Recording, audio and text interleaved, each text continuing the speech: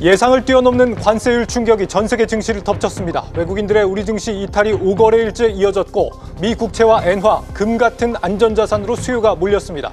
50%가 넘는 살인적인 관세를 부과받게 된 나라는 중국이지만 미국의 국방을 의존하고 있는 한국과 일본이 향후 협상력 면에서는 더 불리할 것이라는 관측이 나오고 있습니다. 여러분 안녕하십니까? 4월 3일 마켓워치, 먼저 뉴욕 특파원부터 연결해 현지 상황 들어봅니다. 김종학 특파원, 뉴욕 현지에서도 이번 관세에 따른 경기 침체 공포가 확산하고 있다고요? 네, 그렇습니다. 미국 나스닥 100 선물 지수는 현지 시간 오후 4시 25분 관세안 발표 직후부터 급락하기 시작해 약 3%대 낙폭을 현재 기록 중이고 S&P 500 선물과 다우 선물도 1에서 2% 낙폭을 그리고 있습니다. 중국과 대만, 한국 등 아시아 공급망 의존도가 높은 애플은 시간 외에서 6% 넘게 내렸고 제너럴모터스와 나이키 등도 5% 안팎 하락하는 등 미국 기업들의 성장에 대한 우려가 확산하고 있습니다. 월가 대형 헤지펀드들도 이번 관세를 전후해 상당한 해지를 단행한 것으로 알려졌는데 시장이 예상보다 큰 변동성을 보이면서 손실이 누적되고 있는 것으로 확인됐습니다. 반면 국제금 가격이 사상 최고치를 넘어서고 전 세계 자산의 기준이 되는 10년 만기 미 국채 금리는 야간 거래에서 현재 12.9bp를 하락하면서 4% 선이 위협받고 있습니다. 세계적인 신용평가사 피치 레이팅스는 미국 경제뿐만 아니라 세계 경제에도 게임 체인저로 많은 나라들이 경기 침체에 빠질 수 있다라면서 우려하고 있습니다. 트럼프 행정부의 정책들이 이러한 경기 둔화를 일으킬 수 있다는 우려, 또 하나는 관세 부과에 앞서 미 자국 내 수입이 크게 늘어나는, 즉 달러 수요가 일시에 증가하면서 금리를 동시에 끌어내리는 복합적 요인이 발생하고 있다는 겁니다. 네, 오늘 아침 트럼프 대통령의 발표 이후 월가 현지 분위기는 좀 어떻습니까? 네, 월가에서 나온 현재 분위기들은 상당히 혼란스럽다라는 그런 반응들이 대체적으로 주를 이룹니다. 이번 관세 부과에 앞서 미 애틀랜타 연방준비은행이 실시간으로 집계한 미국의 1분기 GDP 성장률 전망치가 마이너스 3.7%입니다.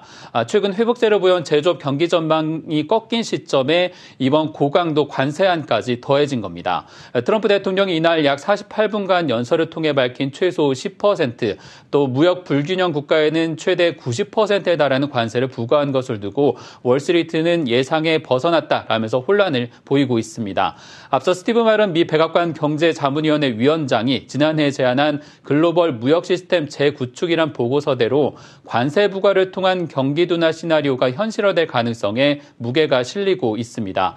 JP모건의 마이클 페롤리 수석 경제학자는 오늘 발표와 관련해 올해 연간 개인 소비 지출 물가 지수를 1에서 1.5% 높일 것이라고 전망했고 22V 리서치는 근원 PC 물가 지수가 연간 4에서 5% 범위까지 조정돼야 한다면서 비관론을 내놓기 시작했습니다.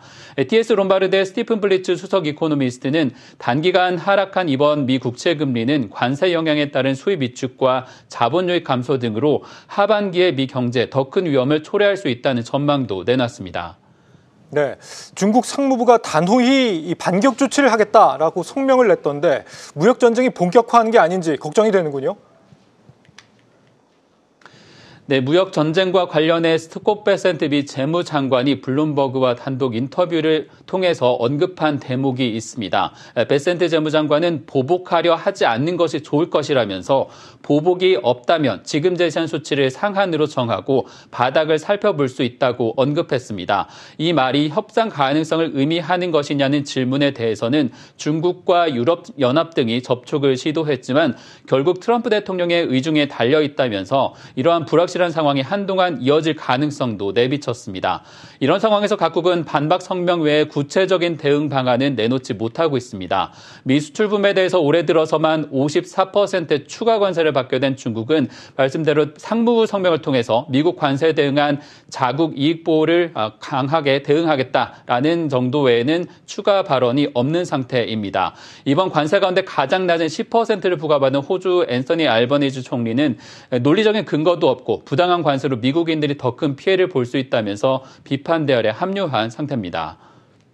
네, 오늘 발표를 보면 멕시코와 캐나다는 상호관세 대상국에 포함이 안 됐고 또 반도체와 의약품 품목 관세도 따로 발표되지 않았습니다. 어떻게 봐야 하나요?